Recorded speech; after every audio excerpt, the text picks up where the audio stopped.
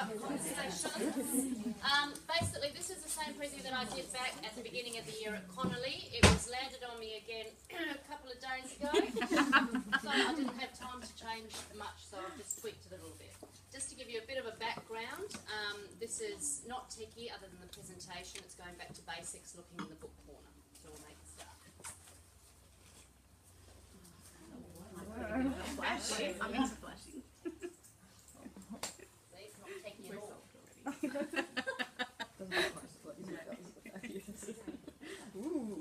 Old pad. Yeah.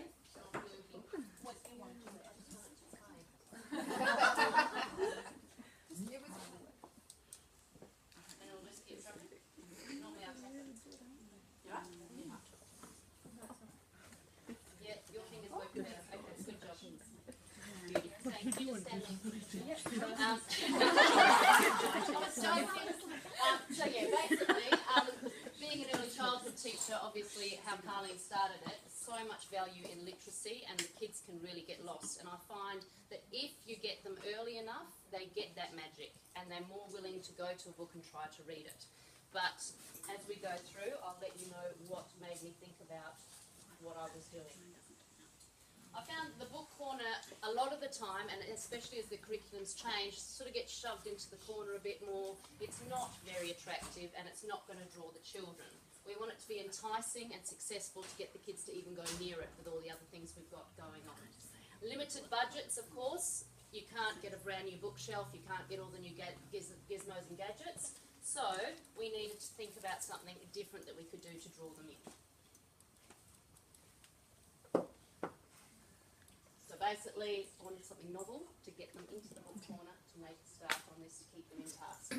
So I was trying to think of a way to make it exciting, and I started with my Kindies this year, and I thought I'll give it a go reading to them rather than giving them a picture book to kind of focus on. And to my surprise, from term 1 this year, they actually sat and were mesmerised, and that was without pictures, just sitting and listening to all the things in the Edith Blyton's Magic Faraway Tree. So I thought I'll give this a whirl, and my mind started to think. Okay, my dad is very creative, and a lot of times I come up to him with great ideas and he goes, but he came through for me on this one. He never read the Magic Faraway Tree, had no idea what I meant, but my mum had read it to me, so with her chirping in his ear, he climbed over the back fence, found a bit of a branch, put windows in, doors, swings, everything like that, and then made sure it was stable on the base. We then got it into the classroom and the decoration began. We have doors on hinges and little steps up to it. We've got fake grass, which I went into Bunnings and said, please, please, please, I'm a teacher. And they gave me all sorts of other little flowers and things like that for free. So try that. I'm a teacher. I'm a teacher. Yeah. And so basically, we set it up the one night at the end of school, didn't tell the kids anything about it. And then when they came in, we started to put some of the decorations on it, but not all of it. So then we could stretch it out over a week and start to add the things. And they started coming in earlier, and they kept saying to Mum, I've got to get to school, got to get to school. And we'd see them all lined up at the window, trying to see what we'd actually added to the tree. And a lot of these we got from hand-me-downs and people giving them to us, so it didn't actually cost us a lot to set it up. A few more pictures looking in and of the kids sitting around reading. As you look at it, the book actual case still looks a bit naff, but I'm just working on that to get a bit more design and detail into that. But I've been teaching as well. So these are just a few closer pictures of them.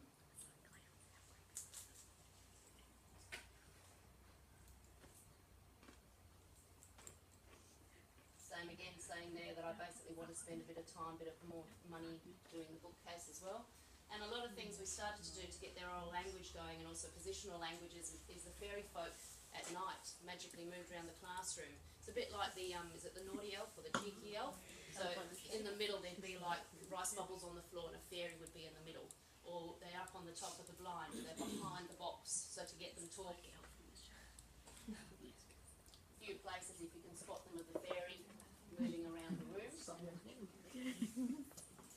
And I basically just want to instill the idea into you that a lot of the time it is an overlooked area, put a bit of thought into it, get a few ideas, and it doesn't cost a lot of money. You might not be able to get a dad to make a faraway tree, but if you scrounge and have a look around, these are just some of the few book corners or areas that I found on YouTube and also on Google. TARDIS. And a lot of things, like I said, you can get in dollar shops, Verge collections, I know we're not supposed to, but we do, and also borrowed. And I actually got the Year 6-7 teacher onto this, and she actually started it as a class project because they don't have a reading area per se, but she started to purpose things for crates, and they started as part of a sewing group making the cushions as well. So it kind of drags all the sort of areas into it as well. We also got our Year 7 buddies to come down, and we got them to draw illustrations of the Faraway Tree characters, and got the kids in Kindy to kind of, no, he needs a bigger head or shorter arms, so a lot more language as well linking to the text. Thought this was quite a simple book corner display as well. You can even have the name of the book that the child likes to read as well. So thank you very much. Wow. Do you like that, Mary, Matthew? you want to go next?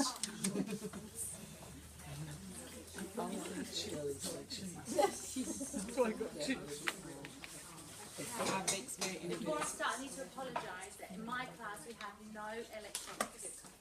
So I have to do everything old school. Yes, all of this is old school. My name's Claire, hi. And I'm a new grad, so I've only been teaching a year, so this is my first classroom. And I'm loving it. Obviously I'm a mature student, so I know what I want to do when I'm older. Right, let's put all these out. Show you. Okay, so this year I am teaching in Kindy, and in my school we're doing a lot of things on assessment. Assessment is the buzzword in my school, and I've been reading loads of books, so if you want any books that are good, Dylan Williams is awesome, and Robert, I think Monzano, I'll check that and tell you at the end, is awesome. He's the guru for America, and Dylan Williams is the guru for Australia. So, basically, they say that if children are involved in the assessment process, they will learn 32% more than if they're not involved. And so, my school is trying to get us all to do more formative assessment and the children to be involved in what we're teaching. So, last year I was teaching, I did a dot day for 6 months, 1 day a week in a Year 1 class, and I was teaching some of the English writing part of it. And I noticed that all the children didn't do capital letters, full stops, you know, finger spaces between their words. So we made up one of these called smiley sentences. So, and then I allocated a criteria that we were working towards together for a different part of a face. So if they use capitals, they got the face. If they use full stops, they got an eye. If they use finger spaces, they got another eye, and so on. And I found that once we incorporated this and showed it to them, they included loads more. At the beginning of the year, because this was all too much for them generally, we gave them individual goals. So, my different papers. So, for example, on each table they had one learning goal that they were working towards. So, one child had finger spaces between their words. One child had capital letters. And so we wrote, we are learning too, and then individually they had their individual goals. And then once they got their individual goals, they went on to another goal. Some children needed that, other children just needed this. So when they finished their writing, they would bring it up to me and I'd give them a smiley face. And so they could see if they didn't have a hat, they realised, okay, I didn't write my name or date. If they didn't have one of the ears, their writing didn't make sense. If they didn't have one of the eyes, they realised that they didn't do full stops. So the first few times I did it with them, and then they were trying to work out to get the whole smiley face, and then after a while I got them to do each other's. So at the end of their writing, they moved their papers across and they gave each other smiley faces, and they were way harder markers than I am, so they were not giving a hat if they didn't have all the details. It was really cool.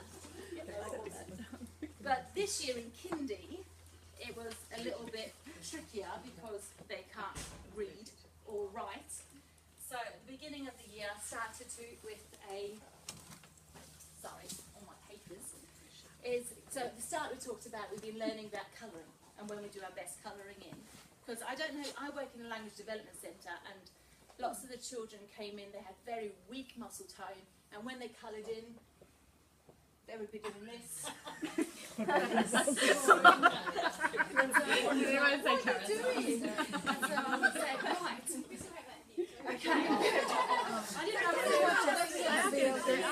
so we talked about when was best colouring in. So we know we've done our best when we stay inside the lines, we don't leave any mouse holes, and we choose the right colours.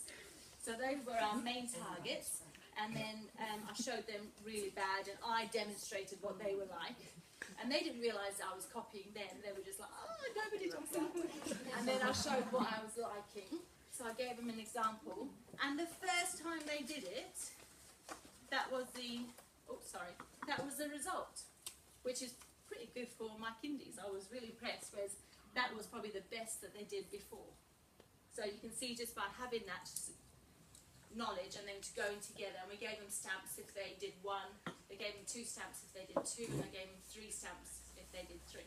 And so now if they start to do any dodgy colouring in, I'm like, oh, remember what good colouring's like? And they do it properly, so it's cool.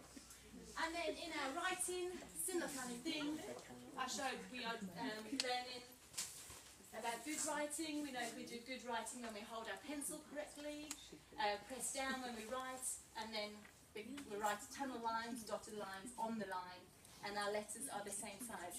And every morning when they come in, they do some writing. And so I showed them what not good writing was, and then what good writing is, and it really improved their work. And then the other thing we do is we have a buzzer. So as I said, we don't have any electronics. And this buzzer has nothing to do with what they're learning. It has nothing to do with the curriculum. But man, do they love it. So if I give them like one goal, so even just like the finger spaces, when we work out what our goal is on each lesson, I tell them what they're learning. And if they manage to do it, they get to press the buzzer. And because they want to press the buzzer, they learn the work. It's awesome. So get a buzzer, because it helps. And then they can do it on the older years as well. They've got their self-reflection. So at the end of our lesson, did I achieve my goal today? Monday, so if it was finger spaces, they would mark themselves. So they would give themselves a green colour if they did it, a yellow colour if they didn't, or a red colour if they got nowhere near. And so we had to work on it. And so they self-reflected, and then they can reflect on each other. Just show some more examples.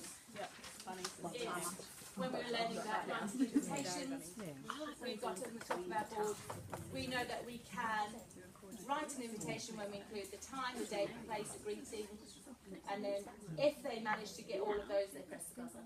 It's just a song. And then I also did individual ones for, like, we're doing our sounds, so they can press the buzzer when they find the letter to match the sound that I say, when they can say the sound, when they see the letter, when I point it and they can say it, when they can write the sound, when they can say the name. That's it.